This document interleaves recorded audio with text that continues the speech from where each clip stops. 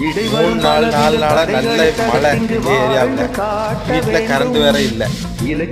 குழம்பு வைக்க மிளகு அரைக்க கரண்ட் மிச்சி ஓடாது. கரண்ட் இல்லாமல் ஒதுக்கி போட்ட அம்மியை இப்பதான் தேடி இலக்கிய பெண்மைக்கு அம்மியை தான் இப்போ எடுக்க போறோம். மிளகு அரைக்க இப்பதான் அது தேவைப்படுது. கரண்ட் இல்லை, மிளகு அரைக்க முடியாது, மழை வேற.